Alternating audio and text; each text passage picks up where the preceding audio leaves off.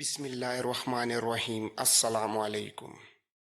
اگرچہ بریسین اکثر کرٹیز کی وجہ سے اس سے ناراض رہتی تھی اور کبھی کبھی برہمی کا اظہار بھی کرتی تھی، لیکن اس کے باوجود اناہیتا دیوانگی کی حد تک اپنی بہن سے محبت کرتی تھی، کیونکہ ماں باپ کے انتقال کے بعد بریسین ہی واحد سہارا تھی جس نے اسے اپنے پاس رکھا، اس کی پرورش کی، اسے پالا پوسا اور ہر دکھ سکھ میں اس کا ساتھ دیا۔ اسی لیے اناہیتا کے لیے بریسین کے بغیر زندگی کا تصور ناممکن تھا۔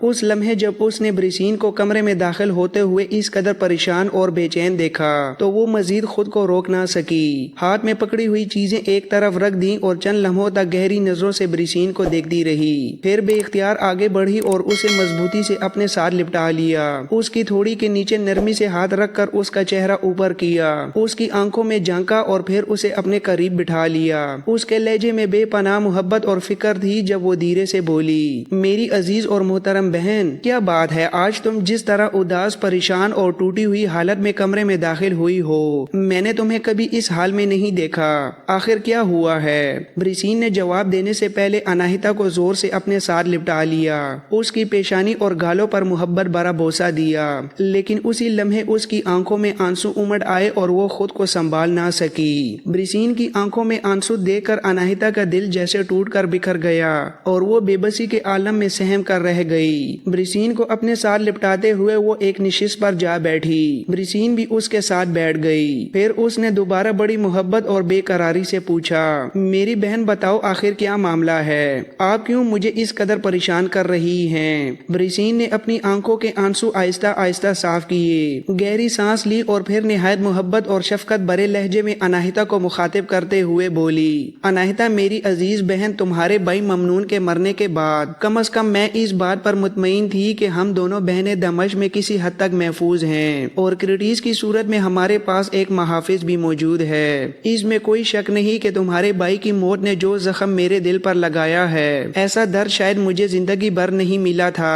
اور نہ کبھی ملے گا، لیکن اس سب کے باوجود میں اسی امید پر تھی کہ اپنی چھوٹی بہن کے ساتھ باقی زندگی صبر اور خاموشی سے گزار لوں گی، مگر اب حالات کچھ اور رخ اختیار کرتے نظر آ رہے ہیں اور لگتا ہے کہ ہماری یہ معمولی سی امید بھی ہم سے چھننے والی ہے۔ بریسین کے یہ الفاظ سن کر اناہیتا چونک سی گئی اور تیز دھڑکتے دل کے ساتھ فوراً گھبراہٹ میں پوچھا، اب کیا ہو گیا ہے میری بہن؟ کیا کوئی بڑا انقلاب آ گیا ہے؟ کیا ہمارے لیے کہیں سے کوئی اور بری خبر آ پہنچی ہے؟ اس پر بریسین نے نہایت دکھ بھرے انداز میں جواب دیا، اناہیتا میری بہن، تمہارا اندازہ بالکل درست ہے، ایک نہیں بلکہ کئی بری خبریں ہمارے سروں پر منڈلا رہی ہیں۔ یاد رکھنا کہ جو حالات اس وقت ہمارے سامنے آ رہے ہیں وہ ہرگز ہمارے حق میں نہیں اور نہ ہی ہمارے لیے کسی طرح فائدہ مند ثابت ہوں گے۔ یہ کہہ کر بریسین چند لمحوں کے لیے رک گئی، اس کے چہرے پر خوف اور غم کی گہری پرچھائیاں پھیل گئی تھیں، پھر اس نے اپنے آپ کو آگے بڑھاتے ہوئے کہا، اناہیتا میری بہن، سب سے پہلی اور سب سے زیادہ ہولناک خبر یہ ہے کہ ایسوس کے میدانوں میں ایران کے شہنشاہ داریوش کو یونان کے حکمران سکندر کے ہاتھوں بدترین شکست کا سامنا کرنا پڑا ہے اور شکست کے بعد داریوش دریائے فرات کے پاس جان بچا کر بھاگ گیا ہے۔ اس جنگ میں داریوش کی ماں، اس کی ملکہ بیٹیاں اور اس کا ایک ننھا سا بیٹا بھی گرفتار ہو چکے ہیں۔ بریسین یہیں تک کہہ پائی تھی کہ رک گئی، اس لیے کہ یہ خبر سن کر اناہیتا دکھ اور غم سے یکدم پیلی پڑ گئی تھی، اس کے چہرے پر اداسی اور ویرانی چھا گئی تھی، پھر شدید دکھ کا اظہار کرتے ہوئے وہ بولی، یہ ہمارا شہنشاہ داریوش اتنا بزدل اور اتنا نکما ثابت ہوا کہ ایک نووارد حملہ آور کا بھی مقابلہ نہ کر سکا۔ ایرانی سلطنت اتنی بڑی اور اتنی وسیع ہے، اس کے پاس ایسے بے شمار لشکر ہیں جن کا شمار تک ممکن نہیں، اس کے باوجود داریوش شکست کھا کر میدان جنگ سے بھاگ نکلا،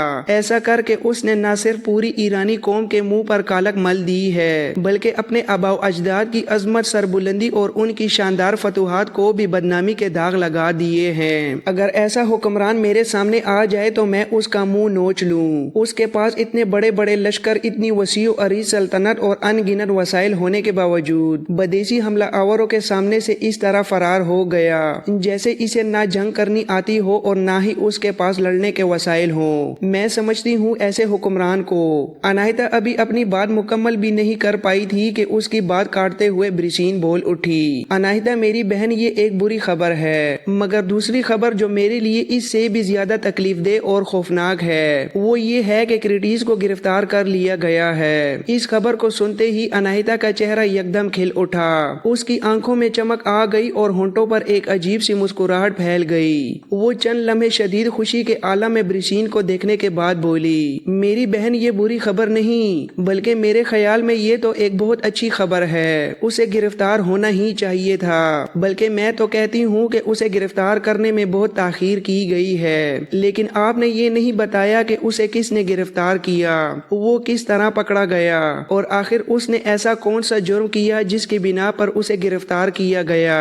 اناہیتا جب خاموش ہوئی تو بیزاری اور غصے کا اظہار کرتے ہوئے برسین کہنے لگی، اناہیتا یوں بغیر سوچے سمجھے کسی کے خلاف الزامات لگانا شروع نہ کیا کرو۔ میں جانتی ہوں کہ تم کرٹیس کے سخت خلاف ہو، لیکن اس کی مخالفت کر کے تمہیں آخر کیا حاصل ہوگا؟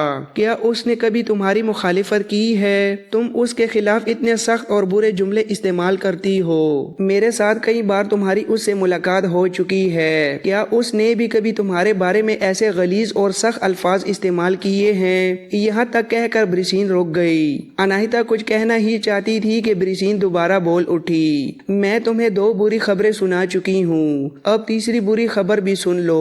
یونانی حکمران سکندر کا 1 سالار دمشق پر حملہ آور ہو چکا ہے۔ آتے ہی اس نے اپنے بڑے لشکر کے ساتھ دمشق کے باہر موجود لشکر کے مرکزی کیمپ کا گھیراؤ کر لیا اور گھیراؤ کے ساتھ ہی کرٹیس اور دوسرے اہم سالاروں کو گرفتار کر لیا گیا۔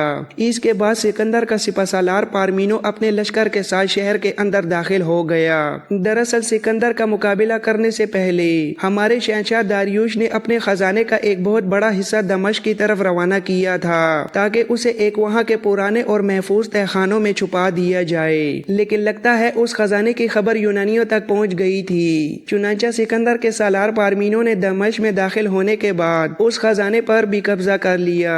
چوتھی خبر یہ ہے کہ یونان کی ایک ریاست ایتھنز کا ایک سفارتی وفد دمشق میں مقیم تھا۔ دراصل یہ وفد ایشیا پر سکندر کے حملے سے پہلے ہی یہاں پہنچ چکا تھا۔ یہ لوگ ہمارے شہنشاہ داریوش کے دربار میں حاضر ہوئے تھے اور اس سے درخواست کی تھی کہ ایرانی سلطنت مقدونیہ کے حکمران سکندر کے خلاف اہل ایتھنز کی مدد کرے، لیکن سکندر کے سالار پارمینو نے ان سفارتکاروں کو بھی گرفتار کر لیا ہے۔ میں تمہیں 4 بری خبریں سنا چکی ہوں اور اب آخر میں سب سے بری خبر سنانے لگی ہوں، اور وہ یہ ہے کہ یونانی سپہ سالار پارمینو کو یہ بھی معلوم ہو چکا ہے کہ ممنون کی بیوی اور اس کی بہن یہاں قیام پذیر ہیں، لہٰذا اس نے ہم دونوں کی گرفتاری کا حکم بھی دے دیا ہے۔ ممکن ہے کہ تھوڑی ہی دیر میں مسلح یونانی سپاہی یہاں آ پہنچیں اور ہمیں گرفتار کر لیں۔ برسین کے اس انکشاف پر اناہیتا بے حد خوفزدہ ہو گئی، اس کا پورا جسم کانپنے لگا، چہرہ زرد پڑ گیا اور آنکھوں میں دور تک ویرانی اور دہشت ناچنے لگی۔ پھر لرزتی ہوئی آواز میں اپنی بڑی بہن برسین کو مخاطب کر کے کہا، میری بہن اب کیا ہوگا اگر ان یونانیوں نے ہمیں گرفتار کر لیا تو؟ وہ یہ کہتے کہتے رک گئی، خوف نے اس کی زبان جکڑ لی تھی اور جسم اس کا مزید تھر تھرانے لگا۔ آخرکار برسین نے اس کی ہمت بڑھاتے ہوئے کہا، تم بات کرتے کرتے کیوں رک گئی ہو؟ اپنی بات مکمل کرو۔ اس پر اناہیتا رونے کے قریب آواز میں بولی، میری بہن اگر یونانیوں نے ہمیں گرفتار کر لیا تو ہمارا انجام 2 میں سے ایک ہو سکتا ہے۔ پہلا یہ کہ وہ ہمیں سکندر کے سامنے پیش کریں گے اور پھر سکندر خود یا اس کے سالار سب سے پہلے ہماری عزت آبرو اور ہماری عفت کو رون ڈالیں گے۔ میری بہن تم بھی جانتی ہو اور میں بھی جانتی ہوں کہ ہم دونوں بہنیں بے حد خوبصورت ہیں اور یہی خوبصورتی ہمارے لیے سب سے بڑی مصیبت بن سکتی ہے، اور ہمارا دوسرا انجام یہ بھی ہو سکتا ہے کہ جب سکندر کو یہ معلوم ہو جائے کہ تم ایران کے عظیم سپہ سالار اور امیر البحر ممنون کی بیوی ہو اور میں تمہاری بہن ہوں، تو وہ ہمیں فوراً قتل کرنے کا حکم دے دے اور ہم دونوں کو موت کے گھاٹ اتار دیا جائے۔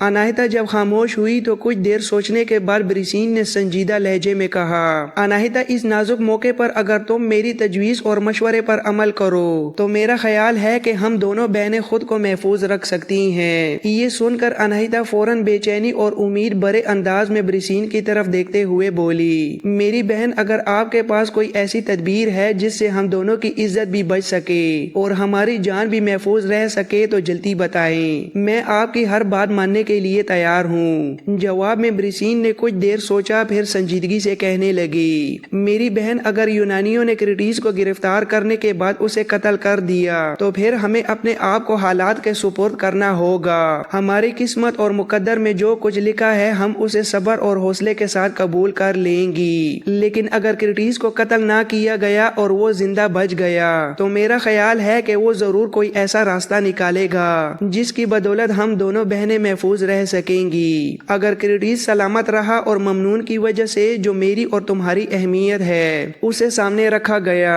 اور ہمیں سکندر اعظم کے سامنے پیش کیا گیا تو میرے بارے میں سب کو معلوم ہوگا کہ میں ممنون کی بیوہ ہوں، اس لیے میرا خیال ہے کہ میرے ساتھ کوئی برا سلوک نہیں کیا جائے گا، لیکن جب تمہارے بارے میں پوچھا جائے تو میری بہن ناراض نہ ہونا، اس موقع پر تم فوراً کہہ دینا کہ تم کرٹیس کی بیوی ہو۔ اگر تم ایسا کہو گی تو بچ جاؤ گی، ورنہ تمہیں انتہائی برے حالات کا سامنا کرنا پڑے گا۔ یونانی سپاہی اور دوسرے لوگ تمہیں درندوں کی طرح نوچ ڈالیں گے۔ بریسین کے یہ الفاظ سن کر اناہیتا چونک اٹھی، اس کے چہرے پر شدید غصہ ابھر آیا اور تیز لہجے میں بولی، اس جاہل اجڑ کمینے بے غیرت کم ظرف اور رذیل انسان کو میں اپنا شوہر تسلیم کر لوں؟ ہرگز نہیں، ایسا کبھی نہیں ہو سکتا۔ میں موت کو گلے لگانا پسند کروں گی لیکن کسی صورت یہ نہیں کہوں گی کہ میں کرٹیس کی بیوی ہوں۔ وہ کرٹیس کے بارے میں مزید کچھ کہنا چاہتی تھی کہ اچانک رک گئی کیونکہ اسی لمحے کمرے کے دروازے پر خود کرٹیس نمودار ہوا۔ وہ ہلکی مسکراہٹ کے ساتھ اندر داخل ہوا اور اناہیتا کی طرف دیکھتے ہوئے بولا، تمہیں یہ جملہ کہنے پر کوئی مجبور نہیں کر سکتا جو میری بہن بریسین نے تم سے کہا ہے۔ میں تم دونوں بہنوں کی کچھ گفتگو باہر کھڑے ہو کر سن چکا ہوں۔ تم دونوں کو اس قدر پریشان اور خوفزدہ ہونے کی ضرورت نہیں۔ اس میں کوئی شک نہیں کہ یونانی سپہ سالار پارمینو نے مجھے گرفتار کیا تھا، لیکن اس کا اصل مقصد دمشق کے خزانے پر قبضہ کرنا تھا اور وہ اپنا مقصد حاصل کر چکا ہے۔ اس وقت دمشق پر یونانیوں کا مکمل قبضہ ہو چکا ہے اور سکندر اعظم کے سالار پارمینو نے یہاں اپنا حاکم بھی مقرر کر دیا ہے۔ آج شام کے وقت تم دونوں بہنیں تیار رہنا، اس لیے کہ یونانی سالار پارمینو مجھے اور تم دونوں کے علاوہ بہت سے دوسرے سالاروں کو قیدی اور اسیر کی حیثیت سے اپنے حکمران سکندر کے پاس لے جائے گا۔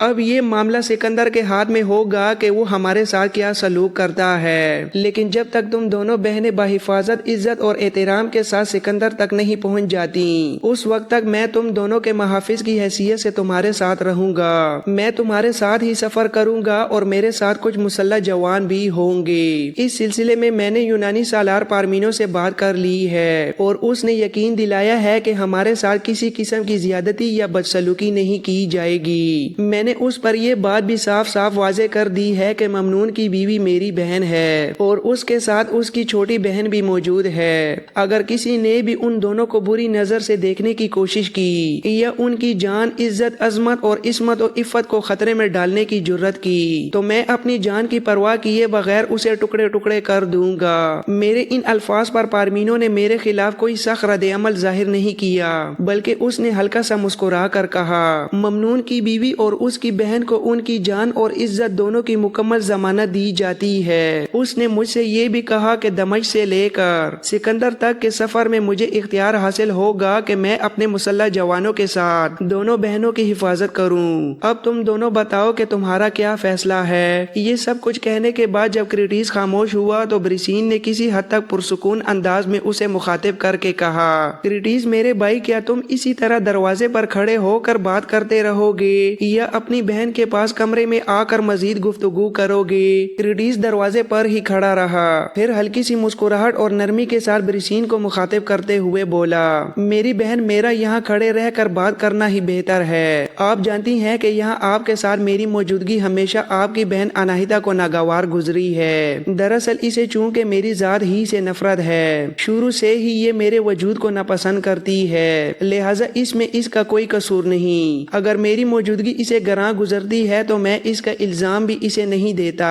اسے پورا حق ہے کہ اپنی مرضی کے مطابق اپنا رد عمل ظاہر کرے۔ یہاں تک کہتے کہتے کرٹیس کو خاموش ہونا پڑا، اس لیے کہ پہلی بار اناہیتا نے اس کی طرف دیکھتے ہوئے اسے مخاطب کر کے کہا، اگر گفتگو ہم دونوں بہنوں کی جان، عزت اور عصمت کی حفاظت کے بارے میں ہے تو تم کمرے میں آ سکتے ہو، تمہارا یہاں بیٹھ کر بات کرنا مجھے ناگوار نہیں گزرے گا۔ اناہیتا کے ان الفاظ پر کرٹس کے چہرے پر ہلکی سی مسکراہٹ ابھری۔ وہ آہستہ سے کمرے میں داخل ہوا اور ایک نشست پر بیٹھ گیا۔ بریسین اور اناہیتا بھی اس کے سامنے آ کر بیٹھ گئیں۔ اس کے بعد گفتگو کا آغاز کرٹس نے کیا۔ بریسین، میری بہن، آج شام تک یہاں سے کوچ کیا جائے گا۔ سکندر کے سالار پارمینو کو واپسی کی بہت جلدی ہے۔ وہ دراصل دمشق خزانہ حاصل کرنے کے لیے آیا تھا اور اس کا سب سے اہم مقصد بھی یہی تھا جو اب پورا ہو چکا ہے۔